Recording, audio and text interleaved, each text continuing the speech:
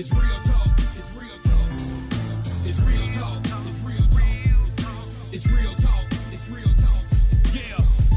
Welcome to Real Talk with your host, Chip Wash. It's real talk. It's real talk. It's real talk.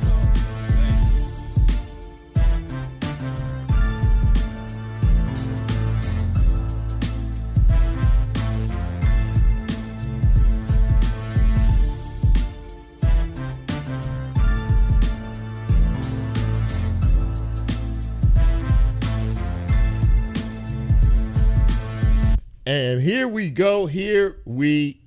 It has been a couple of weeks since we have been here for you at 6 o'clock straight up on Monday evening. We are back and fired up and ready to go. It's great to be back in the air chair. I am your humble host, Chip Washington. Welcome to this edition of Real Talk Memphis. And, my one question before we even get started on this show is, where is the rain? Now, I know that it has been raining in certain parts of the city, and in some parts of the city pretty hard from what I'm to understand. I didn't get anything but noise out where I stay at. I stay in Bartlett, and we got the clouds. We got the atmosphere. The wind started to blow, the whole 9 yards, booming thunder, and not a drop of rain. And so I do know that, as I said, it's been raining in certain parts of the city, probably where you are out there. We're at Crosstown right now, and not a drop of rain all the way down here, and not a drop of rain out here. So, I'm for those of you who are fortunate enough to get a little water dropping on you this afternoon, cool you off, congratulations to you. Not so much on this end. Nonetheless, it's great to be back, and we have a good show for you tonight. And of course, before we get cranked into this thing, how do you get this fine piece of radio broadcasting? Many, many, many ways. Of course, right now, live on WYXR 91.7 FM, we are. So you can hear us there. You can also hear us on the WYXR app. We are on the TuneIn app live right now. We are on Facebook Live. And after they post the show tomorrow, you will be able to get us on YouTube and wherever you get your podcasts. So, once again, it's always good to take a little bit of a break and just kind of recharge the batteries. Last Monday was Memorial Day. So we took some downtime, but we're back and we're fired up and ready to go. We have a good show for you tonight, we think. At least we hope that you will feel that way before it's all said and done.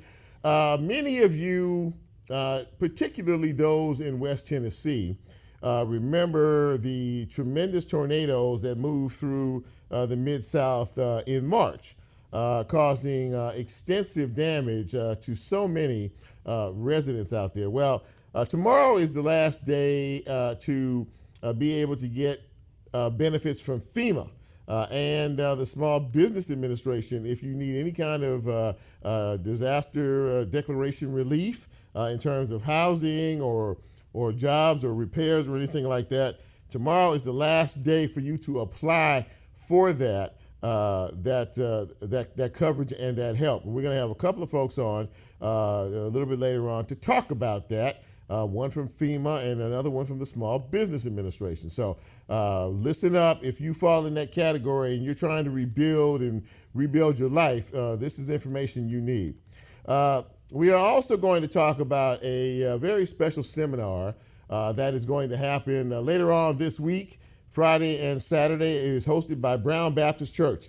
Security and safety are two words that many of us have become all too familiar with. And having said that, Brown Baptist is hosting a safety and security seminar called Protecting the Flock.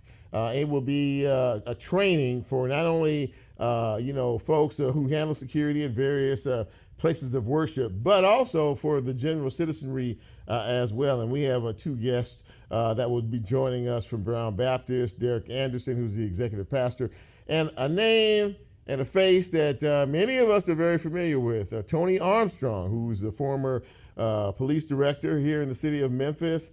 He now heads security for St. Jude Children's Hospital. And A little bit later on in the broadcast, we're going to be talking to a man who is a diehard community activist, particularly in the Mound, Orange Mound area of town. He has his own nonprofit organization called Stop the Killing, Cut the Beef.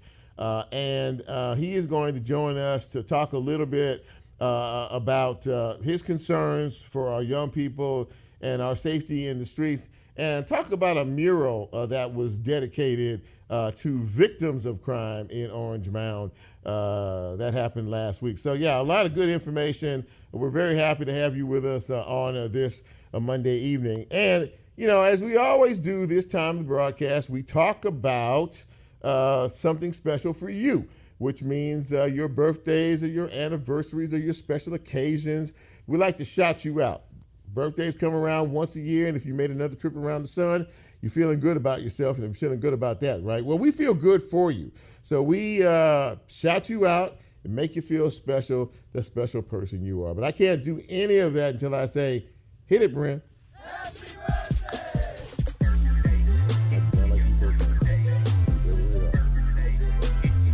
I'm complaining about headphones because these are not the headphones I normally use. But in any event, happy birthday, happy birthday, happy birthday going out to the following. Brittany Clemens celebrating her birthday today. Happy birthday to Tammy Manning. Tammy Manning celebrating today, as is Benjamin Watson. Deborah Gray Moore celebrating her birthday today. Shannon Jones, happy birthday to you. Happy birthday to Jeffrey Powell, to Mike Smith, to Jay Michelle. Wanda Boyce celebrating today, as is Roby Williams. And because I was just getting ready to ask if Lola was going to saunter up to the mic with her birthdays for today. Lola? Yes, I just have one. A very, very happy birthday to my bestie, Corey Hollywood. Happy birthday, Corey. Corey Hollywood in the house. Happy birthday, Corey. And listen, for each and every one of you out there, whether it was yesterday or the weekend, today or this week, very, very happy birthday to you. Congratulations on your trip around the sun. And we hope to be here next year to celebrate your next trip around the sun. Thank you, Brian. And I guess this is probably as good a place as any to make this. Well, no, I'll wait. I have a special announcement to make here in a minute, but I'll wait on that in a second. So let's get to some news and notes. So, you know, we have been wondering and waiting and watching and trying to figure out when, in God's name, we are going to get a new superintendent of education for our children. Well, the school board has made the announcement that there will be no new superintendent selected by the time school starts in August. No doubt trying to figure out exactly how to do this. You know, who's going to be eligible, who they're going to interview, who they're going to talk to, and the whole 9 yards. I've said it for a while now, it's a mess. It's absolutely a mess. And clearly there's not a lot of organization there. They're going to have another meeting to talk about when they're going to have another meeting. They're going to talk about the contract of the current interim superintendent, who's Toney Williams, whether they're going to extend that contract, whether they're going to remove her from the position or what.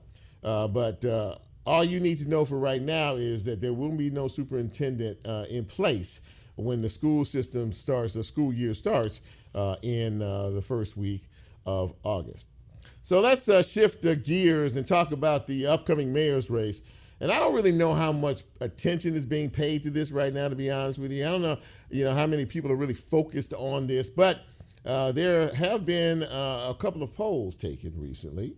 And, as of right now, it looks as if former Mayor Willie Harrington is leading a wide open pack of individuals right now. He is the preference so far, followed closely by Van Turner and Sheriff Floyd Bonner.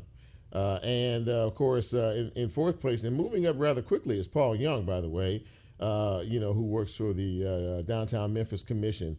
Everybody else is kind of far back in the pack. Now, the election is not until October 3rd.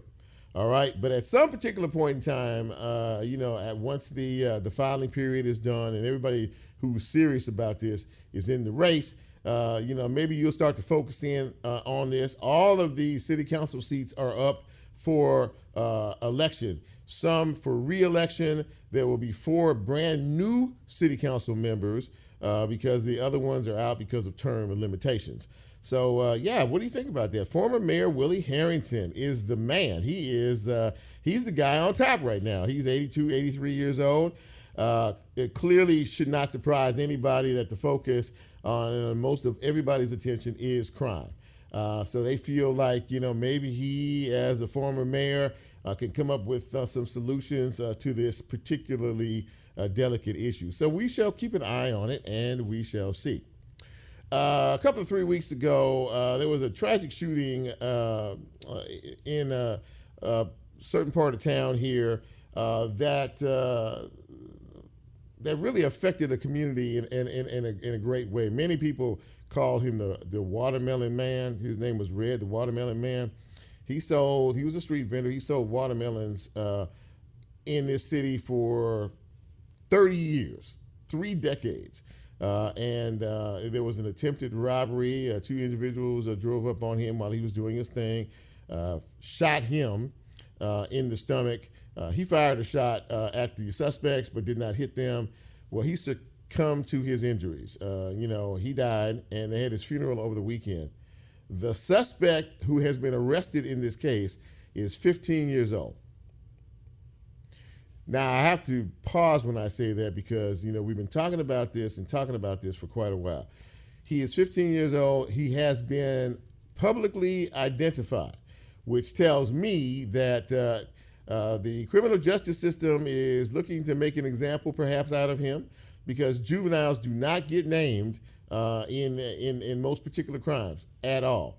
But the fact that he was identified by name tells me that it won't be long before he will be remanded to adult court. We'll watch it and keep an eye on it. Meantime, another 15-year-old boy was charged and arrested with reckless homicide after killing a man last Thursday near the Alsea and Ball area of town. So the madness continues in our city.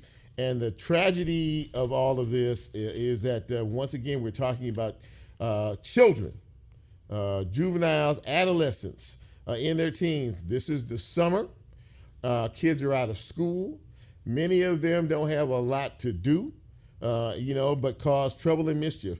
There are 13, 14, 15-year-old kids walking down the street in certain parts of town carrying AR-15 assault weapons. Now, if somebody smarter than me can tell me why that is and what that's all about, I'm willing to listen. But we have a crisis and an epidemic in our city, and I pray for each and every one of you safety each and every day and each and every night. Finally, John Morant. You remember what happened with him once again been seen on video holding a gun. The NBA commissioner, Adam Silver, has come up with a decision as to what his punishment is going to be. But he's going to hold on to that decision until after the NBA finals are over. He doesn't want to distract away from that. So now everybody's trying to figure out what his punishment is going to be, how severe it's going to be. If you listen to the basketball pundits, they all say, well, this looks like this could be, a long time off. It could be 15 games, could be 20 games, could be more than that. We're not going to speculate. We're going to wait, and we're going to find out. Now, before we go to commercial break, I just got some news a few minutes ago that really makes me very, very happy. Our own Lola, the voice you just heard a few minutes ago, is going to have a show here on WYXR. Nicole already has one, Planet Chrome, on Friday nights, and Lola said that this afternoon, now the guy that used to be on before us, Jim, did a jazz show. He's moving to another shift. Well, guess who's taking that shift from 5 to 6 and preceding the great Real Talk Memphis? It's Lola, ladies and gentlemen. So when you hit her up on social media and say congratulations. And what did you say the name of the show might be? Level Lola. She says that the name of the show, her show, might be Level Lola. So I don't know quite what that means, but anyway, I'm very, very proud and very happy for her. And so you guys support her, and I think it'll start next week. Am I correct in that? Maybe. Yeah. Maybe. We'll keep listening, but you'll find out. But anyway, congratulations to you, Lola. Let's take our first break, and when we come back, let's kick this show off. What do you say? This is the Monday edition, the only edition of Real Talk Memphis. I'm Chip. You know who you are. Quick break, right back.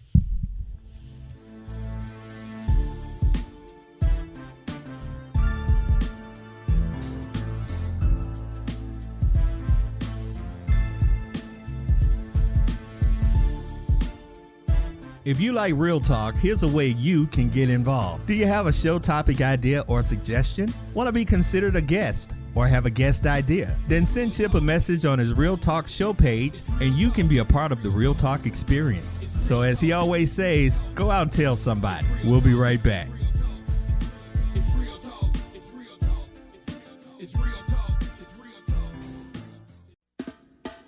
WYXR is supported by Minglewood Hall, hosting reggae musicians Steel Pulse on June 8th and Stephen Marley on July 18th. More information at minglewoodhallmemphis.com. At WYXR, we are committed to uplifting local organizations and businesses who are making an impact in Memphis. If you are looking for ways to spread the word about your business on air and want to support WYXR at the same time, email us at sponsorships@wyxr.org. Yes, sir. Yes, sir. There's something new to sip on this spring from WYXR and Crosstown Brewing Company. Nah, I ain't talking about scissor. I'm talking about a beer with big flavor. And every bit of it you put in your mug helps our mission to provide the realest music, talk, events, and more for Memphis music culture and community. It's called Clear Smoke. Yeah, that's what I'm sipping on. What about you? Crosstown Brewing Company supports WYXR with initiatives and collaborations like Clear Smoke to increase the impact and influence of Memphis creatives across the globe. Find more information about this limited edition brew online at crosstownbeer.com.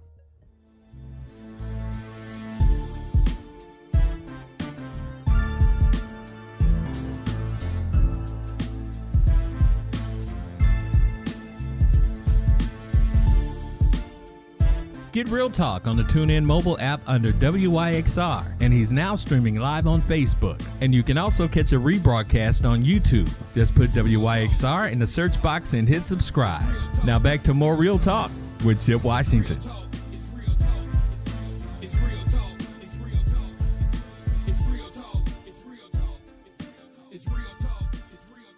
Welcome back to Real Talk Memphis on this cloudy Monday evening, but warm in the city. Chip with you, and very happy to have our first guest. We talked about this. Safety and security are two issues that are on the top of minds for all of us. And of course, when you think about situations like that, one of the things that you don't necessarily think about, one of the locations, but many folks are aware of are our churches. And I see he's in, Brent, looks like. Okay. But there's going to be a special seminar that is happening at the end of this week, hosted by Brown Baptist Church in South Haven. And it is simply called Protecting the Flock. They're going to provide some information and some training in reference to how important this is. And because of that, we're very happy to have our guest, Derrick Anderson. Derrick is the executive pastor at Brown Baptist Church, and he joins us now. And Derrick, it's good to see you. It's been a while. Yes. Welcome to Real Talk, man. It's good to see you tonight. Likewise, good to be here. Definitely appreciate the time to be on with you tonight. Well, listen, we're talking about safety and we're talking about security, and we know that you've hosted this conference before, but it's been a bit. We've had COVID and some other distractions and things like that. But, obviously the need for a conference or a seminar like this is great, given the circumstances that surround us on a daily basis. Why is this such an important seminar to have? Jeff, you see all in the news about active shooters, active assailants. And, back in the day, churches, houses of worship were immune to stuff like this. You never thought about someone having to carry a gun or people stealing from the purses during altar call, or children being taken from, the church nursery and all those kind of things. And so these days and times, it's happening everywhere. And so our goal, our objective is really to arm houses of worship, nonprofits, to be prepared for the unexpected, to be armed with knowledge on how just to navigate so that they can provide a safe place for those that are coming to worship. You know, we don't necessarily think about things like that when we are in church, you know, in a worship setting, in a worship atmosphere. But for those who are evil-minded and have ill intent, those are the very situations and circumstances that they look for to be able to blend in. And I would imagine that really is a particular a caution for all of you whose job it is to try to protect the flock, correct? Yeah, it is. And it's a unique environment because you don't want to make people so alarmed that they don't feel comfortable worshiping. But there are a sector of people that, you know, take part in church leadership, security, that need to know how to navigate that. How do you identify a threat? How do you navigate when a pastor is counseling someone and you see those triggers that may lead to something that may further in worship? And so really training teams on how to look, how to prevent. So it's just beyond the security team. You think about those that are working the parking lot, the hospitality team, everyone knowing the whole statement, like they say at the airport, if you see something, say something. How do you prepare people to see, to be, notify others, and take the right actions to heed off anything that could be a threat? Now, you have several individuals who are going to be participating in this seminar. As you put it together, you know, how did you come to, you know, find some of the individuals? I know that someone from Bellevue Baptist is involved in this, some churches that are out of town. What was the particular thought process in terms of, as you were assembling, you know, a team for this particular seminar? What were you looking at exactly? So just really looking at a wide spectrum of talent and skill. You know, there are so many areas of security that affect houses of worship. And so one of the speakers, Jack Wilson from Freeway Baptist Church, actually was the responding security officer that took out an active threat of someone shooting in their church. And so he'll be there to tell his story. Oh, wow. And what those moments are like. And there are others who that keep data, like Carl Chin, who was also involved in a church incident back in Colorado, but has data and been tracking along, that has built a security network so that church security teams can exchange information. Like you mentioned, Mike Everett, who's a security expert that leads one of the largest churches in the Mid-South, and how do they prepare? And again, when you're thinking about protection from this side, you're thinking about everything from cybersecurity with fraud, cyber theft, children protection, keeping them safe from offenders, sex offenders, making sure that there is safety with domestic related matters that among church members, theft, and those big moments where you may have someone that comes in and open fire or shoot someone at your church. And then even the after effect, how do you respond? Do you have the proper insurance to be able to cover? Yeah. So it's a full spectrum of things. And so each of these speakers bring something to the table to help navigate all those different areas. As you said, there's a lot to think about here that many of us don't think about or take for granted, you know, in terms of this. Now, you're teaching obviously church leaders, but also other folks can come and learn something from this. Am I correct in that? Yeah, honestly, any organization, whether nonprofit or for-profit, really could come and gain insight.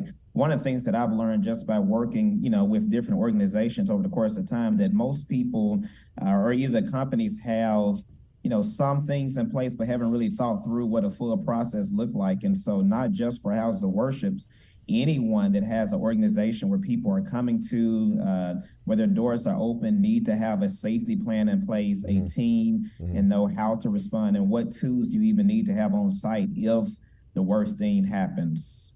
Well, listen, man. I commend you, and I commend you all for that outside the box thinking that you guys are becoming known for, Pastor Orr and his fine staff. For anyone who's interested in this, Derrick, give us the information. Let us know how folks can, if they want to find out more information or sign up or be involved in this. And it's the Friday and Saturday of this week. Am I correct? Right. Okay. It's Friday and Saturday. So they can literally go to brownbaptist.org and just click on the banner for the Protecting the Flock, or they can text security to 27636. security to 27636, and both of those would bring up the information about the conference. Well, listen, man, this is something I think that everyone who is concerned about safety, as you said, in various areas, in various whether you're a business, whether you're a church, information like this is hard to find. You have a stellar group of individuals who are going to be training with this. So again, we wish you the best of luck. We thank you for taking the time to talk about it. It is Protecting the Flock. It's a security seminar for anyone who's interested. It is Friday and Saturday, hosted by Brown Baptist Church. Derrick Anderson, thank you so much, my friend, for coming on and walking us through it. And we wish you the best of luck. Appreciate it. You have a good one. Thank you so much. Yes, sir. You too, man. Take care. All right. So once again, ladies and gentlemen, Brown Baptist Church, and if you want to find out more about this, because this really is a valuable and vital seminar, contact the church, and they will give you all the information. There is a cost associated, but you know what? There is no cost great enough to risk your life for. So if you want to learn from the best and folks who have been in situations like this, contact the folks at Brown Baptist Church. We're going to take another break, and when we come back, we're going to talk to you about how you can rebuild and sort of reset your life. And a lot of bad storms moved through here a couple of months back, and FEMA is offering you some disaster relief and some funding as well. This is Real Talk Memphis. I'm Chip. We'll take another break, and we'll be right back.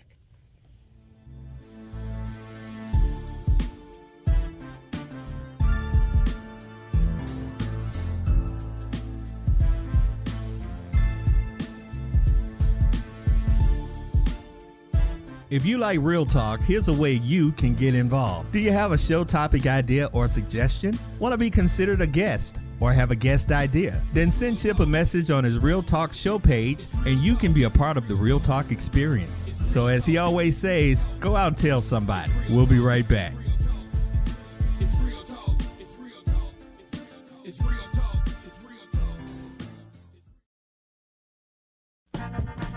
Let's take it back in time to cool summers by Mint Cream Market. Shop with Memphis artists and makers alike. It will feature music from WYXR DJs every last Saturday of the month starting June 24th at the High Cotton Brewery, located in the historic Edge District. Thanks to Mint Cream Market, Memphis Medical District Collaborative, and WYXR. More information at mintcreammarket.com. WYXR Stereo Sessions, presented by Mempho, honors the hidden history of Memphis's lasting impact on jazz with a listening session and discussion surrounding 1959's Down Home reunion. The album features Memphis-raised jazz legends at the height of their powers, including the likes of Frank Strozier, Phineas Newborn Jr., Booker Little, George Coleman, and more. Join us, along with host Joe Restivo and John Bass, for the free event at the Memphis Listening Lab on June 14th. RSVP for the session and the cocktail party preceding it at stereosessions.wyxr.org. This event is sponsored by Dillard Door, Duncan Williams, Memphis Listening Lab, Via Productions, and Crosstown Brewing Company.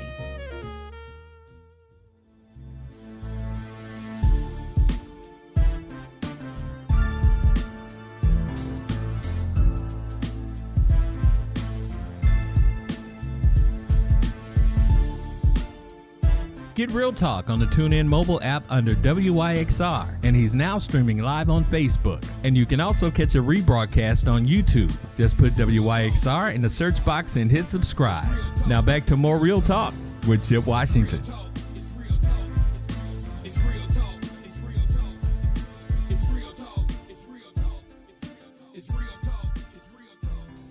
And welcome back to Real Talk Memphis on this Monday evening. Chip with you. And as we talked about at the top of the show, back in March, we had some very, very rough and severe weather move through this region, through Arkansas, through portions of Tennessee, in particular West Tennessee, and North Mississippi, and a lot of other areas, causing extensive damage.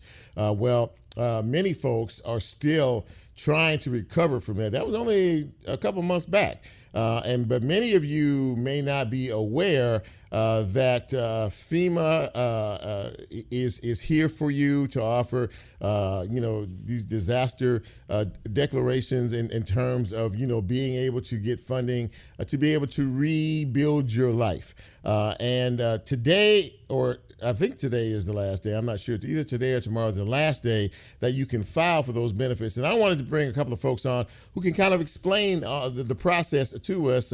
Kim Keblish is from the FEMA. Is from FEMA, and Liliana Shawnette is from the Small Business Administration. And ladies, thank you so much for taking the time to come on our show tonight and talk to our listeners. I really appreciate it. It's good to see you. Good to see you too, Chip. Thanks for having us. So I'm sorry. I didn't mean to cut you off. I was going to get into it. Yeah, absolutely that. So Kim, you work for FEMA, and tell folks, in reference to this, what is your role in terms of, the natural disasters that happen, and in terms of getting the funding? Is today the last day, or is it tomorrow? Good question. Tomorrow is the last day to apply for FEMA assistance. And FEMA is in charge of coordinating the federal efforts on the ground, working with the state and local governments to get resources to folks that are affected by disasters and help them jumpstart their recovery.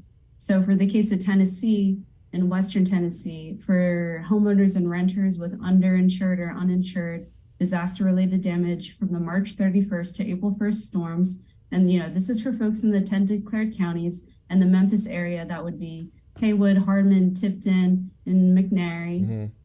Mm-hmm. They have until tomorrow, June 6th, to apply for FEMA assistance. They could do so by applying online at disasterassistance.gov or by calling the FEMA helpline at 800-621-3362. Some types of FEMA assistance may include temporary hotel reimbursement, rental assistance, and that's for folks whose home is damaged and is uninhabitable, and they've since had to move to another apartment or house. And FEMA will cover those first 2 months of rent and a security deposit. And there's a potential to extend beyond those 2 months, but that's reevaluated at that later point. FEMA may also provide assistance for basic home repairs and home replacement, and coverage for other disaster-related expenses like vehicle repair and replacement, moving and storage costs, childcare costs, and even medical and dental expenses. So there's a lot that goes into that, in terms of the kind of things that people can get to help them try to recover from natural disasters like this. Liliana, you work at the Small Business Administration, and of course, not only are we talking about damage to homes and residences, but many small businesses that people own were destroyed as well. So tell us the role of the Small Business Administration in terms of this. First of all, I work for the Small Business Administration Office of Disaster Recovery and Resilience, a portion of SBA that is always activated and working hand in hand with FEMA once a natural disaster and a presidential declaration is in place like this one. So after the tornadic activity that happened in different, parts of the country, but in Tennessee, it just kind of like hit and go. West Tennessee, Central Tennessee, and Eastern Tennessee. Right. And it pretty much devastated the city of Covington in Tipton County. We do offer, not just to businesses, but also to residents and nonprofit organizations, long, term loans with fixed rates, that they are not here to compete with the banking industry or with the commercial loans, but these fundings are only being depleted in the moment that the president declares an area a natural disaster. And these funds are coming straight from the Treasury, and they are offered in forms of loans. There are 2 types of loans. So the disaster assistance loans that are to your physical damage to your property, home, business, nonprofit organization, and that deadline coincides with the registration deadline for FEMA, which is tomorrow. Mm-hmm. So folks, if you are in those 10 counties that they've been declared in this presidential declaration, which are Cannon, Hardman, Hardin, Haywood, Lewis, Macon, McNary, Rutherford, and Wayne, You will have until tomorrow to register with FEMA and apply with SBA for disaster loan for physical damage. However, SBA understands the economic impact in a region once a natural disaster comes in and touches, to this extent. Mm-hmm. And then we offer to all the primary county and contiguous counties, in addition to the physical damage loan, economic impact loans. These loans are available regardless of your physical damage, and they are available until January 8th of next year. This is it really is something that many folks don't think about until natural disasters like this happen. And of course, as you just said, Liliana, tremendous damage, really from Arkansas, right on through Tennessee, affecting thousands and thousands of people. Kim,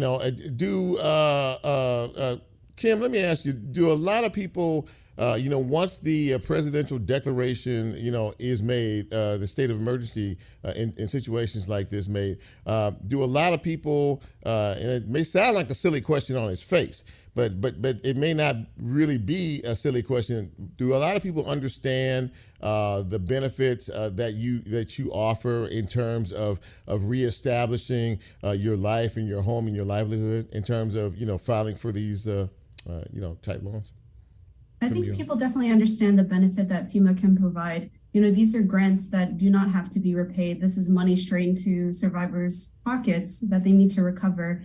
And FEMA is especially valuable to folks that don't have insurance or insurance doesn't cover enough.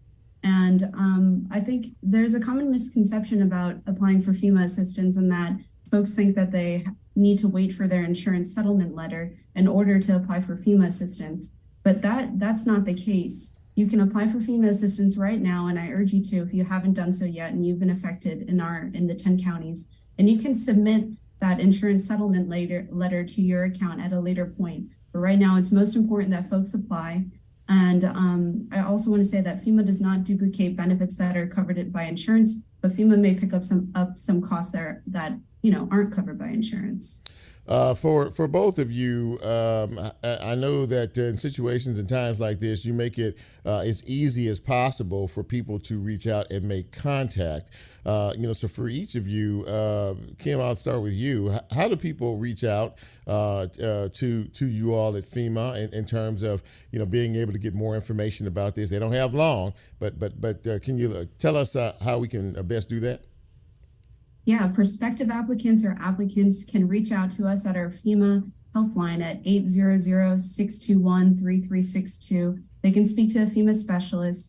It's a great resource to keep throughout the application process, because you can call that number to speak to someone about your case. You can learn the status of your application. You can ask questions about your application, receive clarification on letters from FEMA, and even receive help with appeals. So it's a dual purpose helpline for everything and helpline for applying for assistance. And Liliana, how do folks get in contact with you all at the SBA? Same type question in terms of the information that they need. So we just make it as easy as FEMA does, for everybody to access our website at sba.gov/disaster. They could start the application process right there on the website. They just need to start, with scanning and uploading documents into the system and just start with the application process. Again, they need to register with FEMA first if they are residents, if they are homeowners and renters. Okay. If they are business owners or nonprofit organizations, they could come straight to us. We also have 4 centers, 2 in Eastern Tennessee, 1 in Macon and 1 in Rutherford County, and 1 in McNairy, and 1 in Tipton County that's closest to you. The one in Tipton County, it's open 6 days a week. Monday through Thursday, 8 a.m. to 6 p.m. Fridays is open on 8 a.m. to 5 p.m. and Saturdays 9 to 3. And that's at the Dyersburg State Community College. Everybody knows, yes, where that is located. Mm-hmm. 3149 on Highway 51 South. And we are there, and we're going to be there for a little while because we want to make something special here in Tennessee. We want to make aware everybody that's a business owner and everybody that's a nonprofit what is available to them through the economic impact loans. So we're going to be here for a while, and we are collaborating with a lot of Chamber of Commerce's economic development offices and also, nonprofit organization to offer assistance in conjunctions with our partners, which are SBDC, Small Business Development Centers, and SCORE. So those centers are open. They could also reach us through the customer service line at 1-800-659-2955 and just ask any questions they want as far as this declaration or any other, assistance that's available. Well, listen, I really appreciate you both coming on the show tonight. And the most important point that everyone should get out of this is that there is help available. And the resources are available from the federal government. Kim Keblish and Liliana Janet, thank you both for taking the time to come on the show and to explain the process to us. And we have until tomorrow to get this done to file. And I really appreciate you taking the time. And thank you so much for coming on Real Talk tonight. I appreciate it. Thank you so much, Chip. All right. Y'all have a great evening. Thank you so much. So, ladies and gentlemen, once again, FEMA is there for you as well as the SBA. Tomorrow is the deadline. Tomorrow is the last day. So if you need that assistance, whether it is for your personal home, you have loans, you have, businesses that you're trying to, get back on your feet again. There are folks out there who are ready and willing and available to help with the financial resources of that. So we thank them for coming on the show tonight. We'll take our final break of the broadcast. And when we come back, we're going to talk to a man who is steeped deeply in the community of Orange Mound. He is a community activist, and he basically wants us all to stop the killing and cut the beef. We will talk with him after this break. This is Real Talk Memphis. I'm Chip. Right back.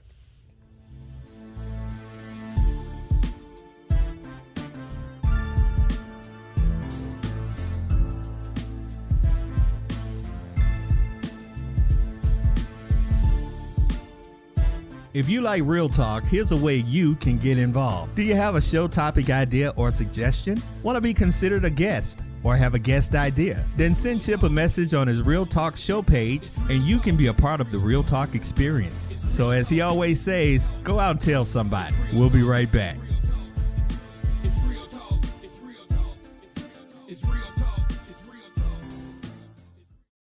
Church Health's Memphis Plan continues its decades-long commitment to serving local musicians with comprehensive health care and also tailors its focus to small business owners and the self-employed. Healthcare through the Memphis Plan provides care in Memphis for Memphians. Related services include preventative health, optometry, dental care, and more. More information regarding availability at memphisplan.org or at 901-272-PLAN.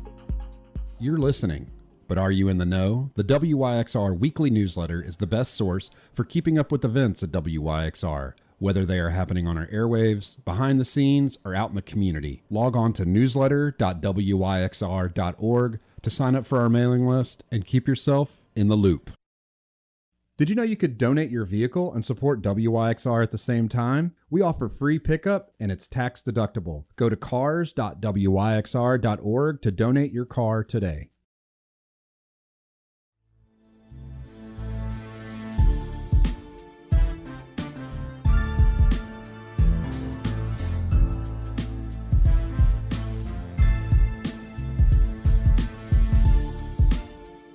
Get Real Talk on the TuneIn mobile app under WYXR, and he's now streaming live on Facebook. And you can also catch a rebroadcast on YouTube. Just put WYXR in the search box and hit subscribe. Now back to more Real Talk with Chip Washington.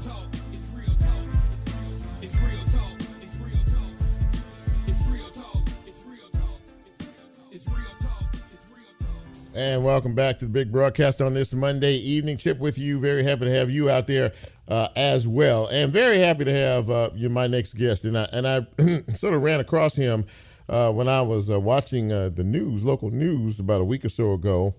And this man, who is deeply steeped in the community of Orange Mound, they were dedicating a mural that unfortunately, had the names of individuals who have lost their lives to street violence in the Mound community. And I just thought it was important because of the times that we're living in right now and what we're dealing with on a daily basis to have his voice be heard. So please welcome to the broadcast Keith Leachman.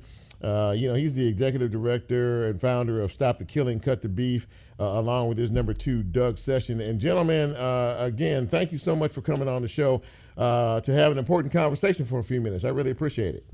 Welcome. Glad to be on. Thank you. Thank you much. So Keith, we were talking a little bit about the mural last week, and it was heartbreaking to see that, in terms of that. But why is that such an important reminder of where we are today and what we are dealing with in these streets? Well, right now, the city's we're in a crisis right now. We have a serious problem in the city, and we just want to bring awareness to all the senseless gun violence going on in Orange Mountain around the city, and just hoping we can make a change. Hope we can stir this thing and still show awareness and embrace the loved ones we done lost. It is. It's a very touching tribute and memorial, and I know that you come to this, with a very sincere heart. You grew up in these streets. You know these streets. You were part of some problems back in the day, and you're very forthright about that. And maybe that gives you even more of an impetus to say, look, I've been there, I've done this, and this is not the way. Talk about that. Well, I grew up as a troubled teen, in and out of the system as an adult. And I just felt like I have been a part of the problem, so I know I could be a part of the solution. And I didn't ball with the ballers, the worst of the worst. Mm-hmm. I done did dirt and hurt. So I feel like I have a lot of back pay with the man upstairs. So I'm trying to get in the gate, you know what I'm saying? Mr. Chip, I got to do the right thing. I got to steer somebody on the right path now. I got to sow good seed. It's about sowing good seed in the city. That was about making a difference. I guess my question, and this is for either one of you, Doug, you weigh in as you wish. How can we change this? How do we turn this around? I mean, as Keith very directly said and honestly said, we're in epidemic mode. We're in a crisis mode here, and you all see this, on a daily basis. But I mean, what needs to happen? I mean, how do we fix a problem that really does seem without a solution at this time? Well, they need structure. They need vision. They need job opportunity. Our goal is to get them on a path to be a productive citizen, mm-hmm. And let them know that everything don't come down to violence. It shouldn't lead to gun smoke every time it's a misunderstanding or somebody bump into you or blow the horn at you. We really have to give them structure. If you have no directions, how you gonna get to the next location? Mm. They lost.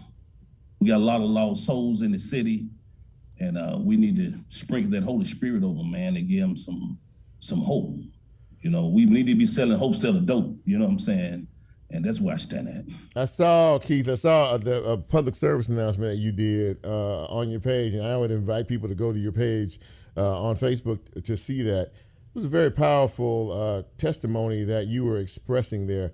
Talk a little bit about why you did that and what you were feeling as you were saying those words. Standing on bended knees came to me 3-4 in the morning, and when God gave it to me, I had to put it down and press it. He says, time to press forward. I just feel like they love rap. They love rhythm. So let's give them something. We have to feed them, meet them where they stand. All right, let's meet them where they at. If they love hip hop, let's get them some positive messages. I call it mind food. So it's all about sowing good seed, like I just said. And standing on bending knees is like, everything's on the table. They won't hear my humble cry. I can speak kindly and I won't be heard. But if I raise my voice over 6, it may get some attention and it may draw the wrong attention, but I can't falsify who I am. I lived a life. God gave me another chance. I just want to be a servant, so I'm here to serve. When you talk to these young folks and you use the phrase, meet them where they are, which is for many of them in the streets. And when you have conversation with them and when you talk to these young people out here, many of them who might be making the wrong decisions and going down the wrong road, what are they telling you as to, when you ask them, why are you choosing this path? Why are you doing what you're doing? I've been where you are, and I know that there's no good end to it. But what types of things are you hearing from these young folks out here on these streets? Well, a lot of them raised in broken homes. A lot of them getting initiated young, youth in elementary. They putting them down young now. So they want love, and everybody use love freely. Love is an action, so they just hurting out for attention, a lot of them. Because I know a lot of time, they don't have things, see the other things in the community, as far as the cars and jewelry, and I just explained to them that you can't take that with you. There's no 401k plan on that. You can't get your Social Security off that, little brother. And when you break it down to them, and it sounds like the lowest common denominator, are some of them listening in your opinion, or do they just have the whatever mindset that they have and just say, yeah, we appreciate it, but we're gonna do what we do?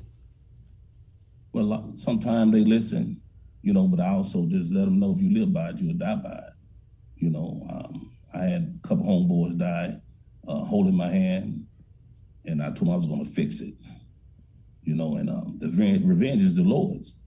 So every day we just get boots on the ground, beat the blocks, trying to make a change. You lost someone that was very personally connected to you. A leader, in the Orange Mound community. Can you give us a little? Can you tell us a little bit about that? And I know it deeply affected you. Well, I was looking for my partner, and when I found him, he was taking his last breath. So at the time, I was on the other side of the field. I wasn't drinking righteous blood every day. I wasn't breathing holy air. So I told him I was going to get those cats. And we had to break the cycle, man. We really had to. We had to break the cycle, man. We're losing too many. We have people dying every day of the week for senseless gun violence in this city, and nobody's safe. It's really scary out here. I put my life in danger all the time when I call certain guys, and I know what they get down with. I know where they stand at. So I step in a lot of shoes a lot of people won't feel, and they will not feel for $1 million a day. They wouldn't go to places I go. Not to toot my horn, it's just God covered with the blood, and I don't fear nothing but the Maker. Well, that's real talk, man. And I have to say, what you two are doing to try to change a community, especially one as historic and as valued as Orange Mound, speaks volumes for where things are. But if you would allow me to allow you, before I let you get out of here, to give a message to those who might be listening, or to those who might take what you're saying and pass it on to somebody else. Deliver a closing thought as to where we are and what you want these young folks to do. I just want y'all to think before you react, man. Once you fire that weapon, you can't bring that bullet back. So once you make that decision to cross that line, to take someone's life, it might cost you your life, man. And you got to understand that they building prisons every day. You worth more in jail, man, to them than you on the street. So I'm standing on bending knees. I got my right-hand man, Mr. Session, with me, and guys like this man right here believe me when other people didn't believe in me. And that mean a lot to me. So I want you to say a couple words, my man. I just want to add to when you asked about the community and some of the things that they need more hope, and they need more hope in a way of something tangible. We have a lot of meetings. We do a lot of talking. There's a lot of organizations that's out trying to pull things together, trying to make a difference. And I think we just need to come together as a community to offer more things for them to be able to touch. More resources, more jobs, more food, more availability, more understanding that, yeah, I may have a rap sheet and I may have been to jail, but I'm still a human and I still count and I can still do things. They feel like they don't count. We need to make them feel like they do. And that's my purpose for trying to get involved, is to make them feel like you belong, you count, you matter. No matter what they're getting at home, no matter what the school teachers are telling them, you're not going to be anything, you're not going to amount to anything, but you will and you can. I grew up in Orange Mountain as well. That was my home. I stayed in and out of trouble as well. But by the grace of God, I was able, somebody took my hand and led me out, got me off that path. And that's all I want to do. I want to try to help someone else. And I know Keith Hart, and he's in it for real. He's in it to win it. He's in it to pull somebody from the other side. And if it's only one, then we've done something positive. Well, listen, thank you both for coming on the show. And more importantly, thank you for sharing your truth. Because we need to hear messages like this. And I hope that people who are listening to this show right now or watching us on Facebook Live or however you're getting this show, hear the words that are said by two true soldiers who are in the streets. Powerful stuff. Keith Leachman, Doug Session, thank you both. Stop the killing, cut the beef. Thank you both for taking time to come on the show. And more importantly, thank you for what you are doing on the streets each and every day. True soldiers. Thank you. You're welcome. I appreciate it. Thank you so much. Well, ladies and gentlemen, that wraps up this edition of Real Talk. That's powerful. That's powerful. We don't need a bunch of frilly words. We need real and we need truth. And as Bryn plays this out, I thank these two gentlemen, for coming on, as I thank all my guests. But we are in a crisis situation here. I mean, you can't sugarcoat it. You can't act like it doesn't exist. You can't close your eyes and think that you're in a bad dream, because when you open your eyes, that's when reality hits. So we all have to do our part. They were very honest. Keith, both of them said, look, I'm no angel. I've come from these streets. I understand what's going on out here. And now it is my responsibility, as it is all our responsibility, to try to help to save our young folks, particularly those who are going down the wrong path. Thank you again for watching this broadcast or listening to this broadcast, for supporting this show. We're going to continue to bang the drum, to make changes, to hold folks accountable, and to do everything we can to make our city a place to be proud of. For Bryn, for Nicole, for Lola, I'm Chip. Please be careful out there, be safe, and we look forward to seeing you again next week. Until then, I'm out.